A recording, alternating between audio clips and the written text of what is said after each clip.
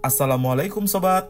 Berhubung belum diberi kesempatan berkunjung ke Kebun Raya Bogor, jadi baiknya eksplor tempat serupa yang dekat daerah kita saja dulu.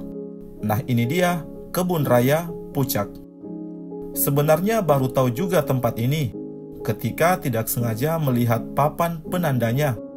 Jadi penasaran, hari ini saya bulat mengunjunginya bersama sepupu bocil saya.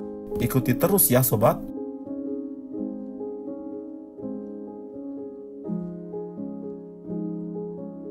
Saat kita searching lokasinya di Maps, ada 2 titik lokasi yang muncul. Setelah saya bandingkan, pertama adalah lokasinya lebih ke wisata biasa dengan kolam renang, taman kecil, dan tidak terlalu luas. Nah, titik kedua adalah agrowisata yang bertujuan sebagai objek penelitian, khususnya dalam dunia botani. Namun kesamaan dari keduanya adalah lokasi ini telah minim pengunjung. Ya, walau begitu, saya tetap akan mengunjungi khususnya titik yang kedua. Tidak begitu sulit, ada banyak papan penunjuk yang bisa membantu kita selama perjalanan. Setelah menempuh perjalanan sejam lebih, akhirnya kita tiba juga di sini, Kebun Raya Pucak. Kesan pertama adalah horor, gak ada orang sama sekali, dan bingung juga, ini pintu utama atau hanya sudut lain dari kebun ini. Saya melanjutkan perjalanan memutar dan akhirnya ketemu gerbang utamanya. Namun lihat sendiri sobat, telah dipalang pakai batang kayu dan besi. Itu berarti untuk eksplor luasnya kawasan ini tidak diperkenankan lagi menggunakan kendaraan. Saya memasuki sela-sela palang bukan berarti menyelinap seenaknya. Saya telah mendapat izin dari warga setempat yang rumahnya berhadapan langsung dengan gerbang. Kalian lihat, bagi car ini sudah berkarat seperti lama tidak terpakai. Sudah fix ya sobat, agrowisata ini telah kehilangan pengunjung. Entah karena tidak ada yang menarik ataukah orang yang tidak tertarik dengan wisata jenis ini. Saya coba tetap review tanaman apa saja yang ada di sekitar sini, walaupun semak belukar sudah mulai mengambil alih. Di halaman depan ini ditanam beberapa pohon yang menjadi maskot Provinsi Sulawesi Selatan, yakni pohon lontar.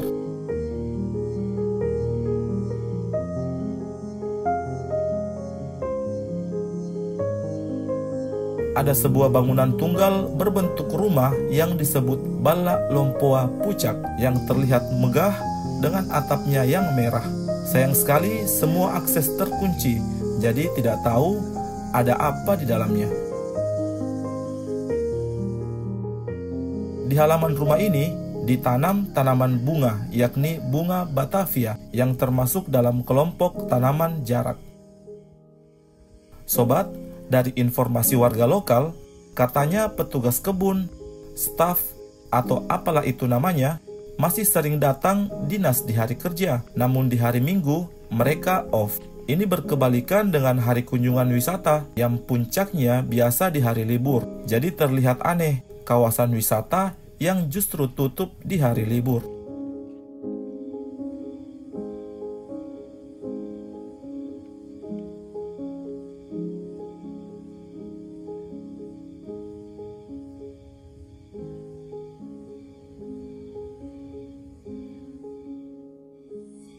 Ini adalah gerbang masuk kedua.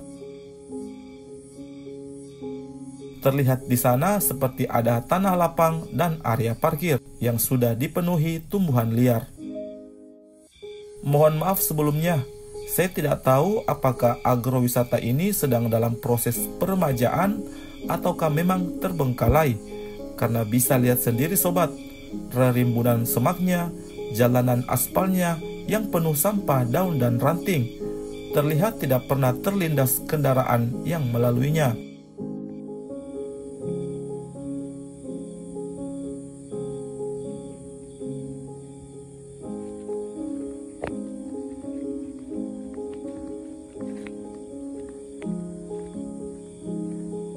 Ini adalah tanaman jenis terong-terongan yang sebagian telah menguasai badan jalan. Buahnya kecil-kecil seperti lenca atau takokak. Hati-hati, banyak semut di buahnya. Kemudian ini adalah bunga dari pohon calik angin atau tutup beling. Saya jelaskan sedikit ya sobat. Pohon ini adalah spesies hutan sekunder. Dinamakan tutup beling atau calik angin itu karena ketika terhembus angin, bagian belakang daunnya yang memutih itu memantulkan cahaya matahari sehingga terlihat berkilau-kilau. Tanaman ini selain berguna kayunya, akarnya pun dimanfaatkan sebagai obat malaria. Tiba di pertigaan pertama yang lumayan curam. Area kebun ini terlihat luas dan menelusuri dengan jalan kaki, dan dengan medan seperti ini otomatis bikin ngos-ngosan. Akhirnya kita memilih belokan ke kiri.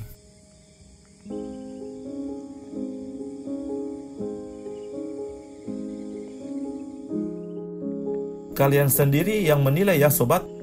Kiri dan kanan saya sudah semak belukar, ditambah suara tong ngerek.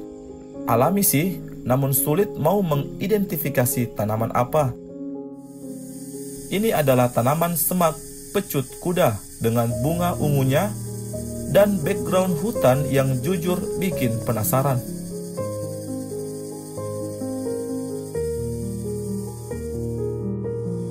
Di bagian ini jalanan bahkan tertutup tanah endapan air yang mulai ditumbuhi rerumputan. Kira-kira kapan kendaraan terakhir kali melalui jalan ini? Jangan ekspektasi terlalu tinggi ya.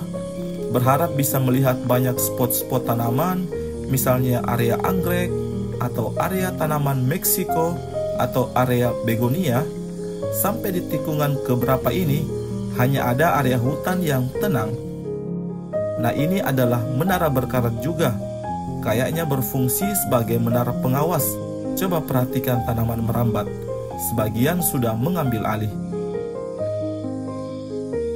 Walau dari informasi yang saya dapat, kebun raya ini memiliki taman-taman tempat bersantai, ada pula kolam dan juga beberapa herbarium dengan koleksi tanaman di dalamnya. Namun ada kesulitannya, yakni akses ke sananya, karena kita tidak diperbolehkan berkendara. Dengan berjalan kaki seperti ini, kami hanya sanggup menapak 10-20% areanya.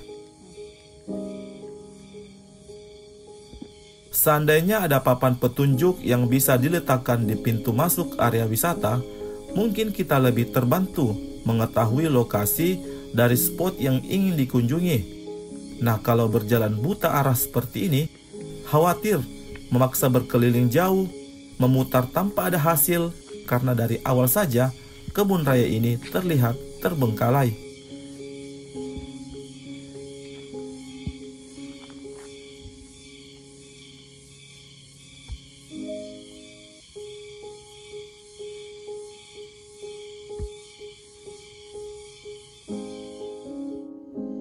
Lanjut review tanaman sekitar saja ya sobat.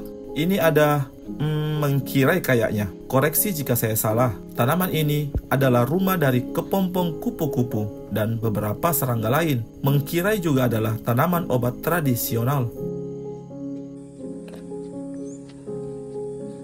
Kalian bisa lihat sendiri bagaimana kontur jalannya.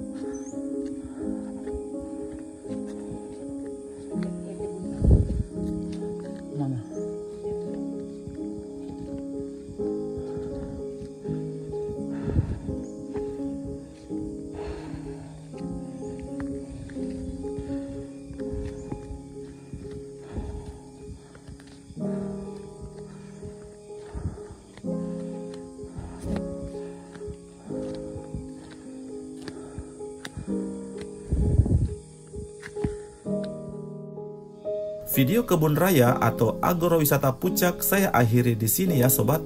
Walau tidak eksplor secara keseluruhan, kalian bisa melihat sendiri kondisinya. Oh iya, tambahan dari warga sekitar, kawasan ini masih dibuka jika ada kunjungan penelitian dari lembaga atau kelompok studi dari pelajar. Masih sangat berpotensi menjadi kebun raya, setidaknya memiliki identitas seperti kebun raya Bogor dengan khasnya adalah bunga bangkai dan pohon jodohnya. Sampai di sini dulu. Dadah.